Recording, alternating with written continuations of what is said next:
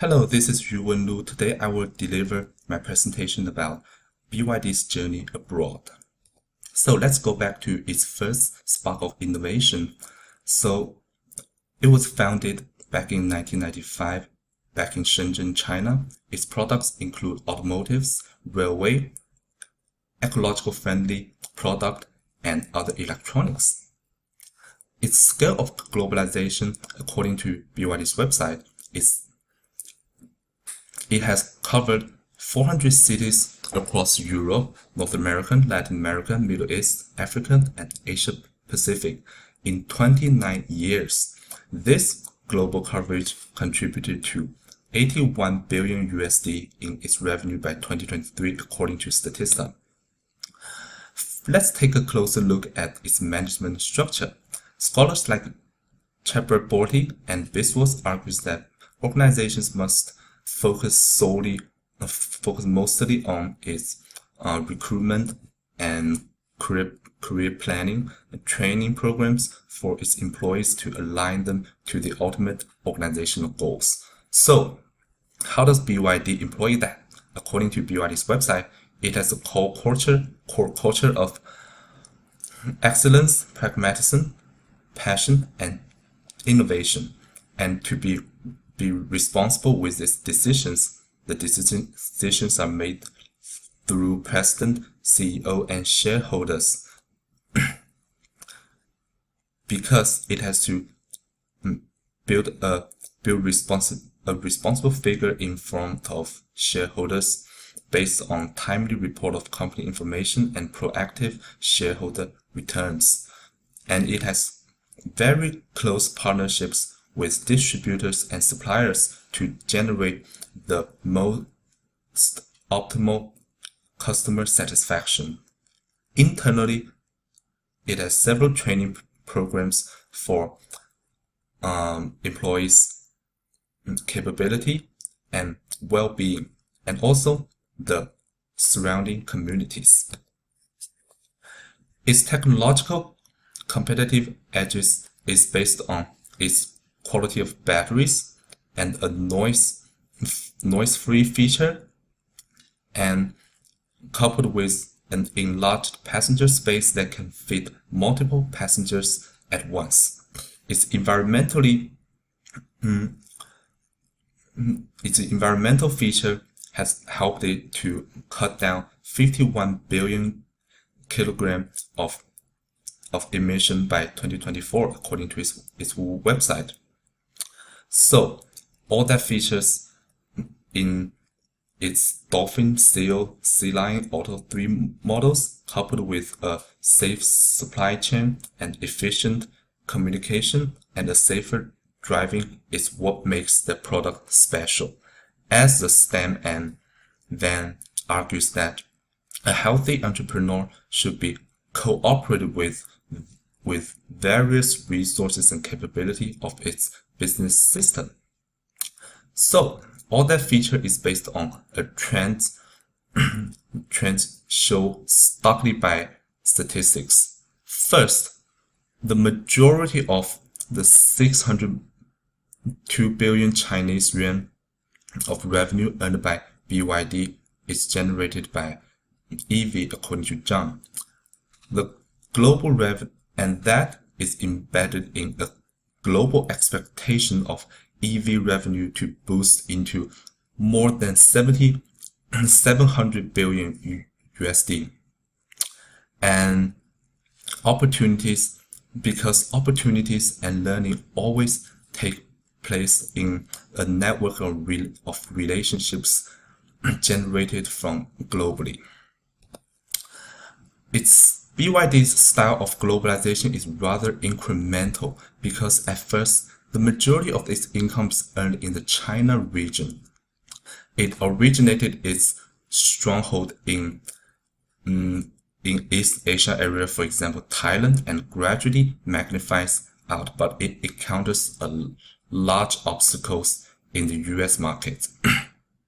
So, but for a born global, it seeks large share of overseas revenues at its beginning. That brings me to the entry mode of BYD. it utilizes joint ventures, acquisitions, and export in form of distributions. Entrepreneurs must be very flexible with how they control foreign assets in determinations of how much of resource commitment to attain that competitive advantage. However, it has immense pitfalls because of its competitions with Tesla and the American car industries in general. Therefore, a noticeable revenue cut is observed from numerous news sources here. Therefore, another determinant of a firm's foreign advantage is a well-organized alliance with many stakeholders. Let's take a look at how exactly is the competitive landscape of BYD. Out of all these parties, Tesla stands out the most because the US government imposed a stunning 27.5% of import tax on all Chinese cars because of fears of Chinese EVs dominate the US market. Its push factors from the home countries include the slowing down of car production since 2017, according to Tomala. And other sources shows that the Chinese government have subsidized electric vehicles partially because of the huge amount of greenhouse gas generated.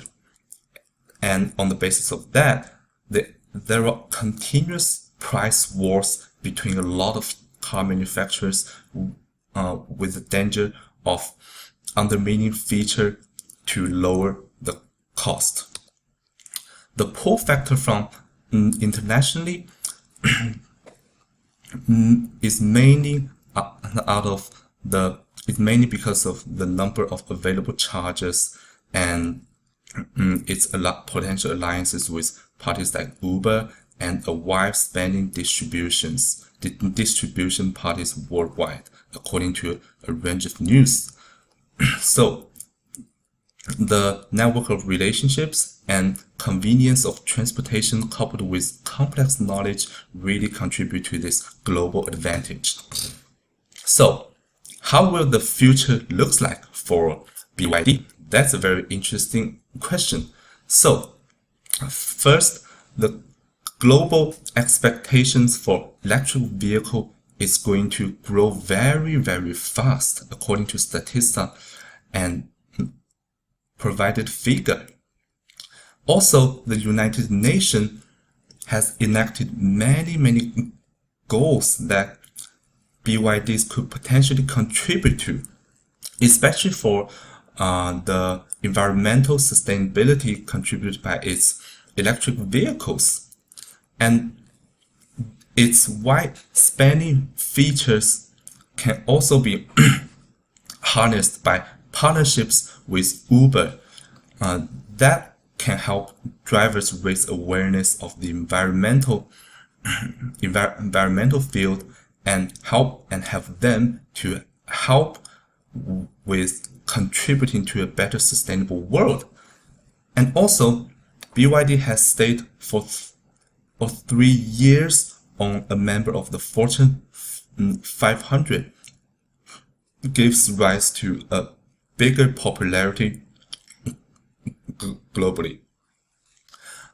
Aside from that, BYD should not solely be a passenger car manufacturing.